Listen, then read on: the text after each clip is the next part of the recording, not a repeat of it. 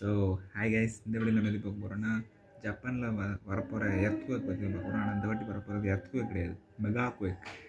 ஏன் அப்படி சொல்கிறாங்கன்னா, இது வரைக்கும் உங்களுக்கே தெரியும், ஜப்பான் வந்து லேண்ட் ஆஃப் எர்த்குவேக்னு சொல்லலாம். ஏன்னா ஏகப்பட்ட எர்த்குவேக், ஒரு வருஷத்துக்கு 1000 to 2000 எர்த்குவேக் வருது. அதனால் இது எர்த்குவேக்கில் சேராது. இப்போ வரப்போகிறது மெகா குவேக். கிட்டத்தட்ட 3 லட்சம் மக்கள்கிட்ட இறக்க வாய்ப்பு இருக்குது.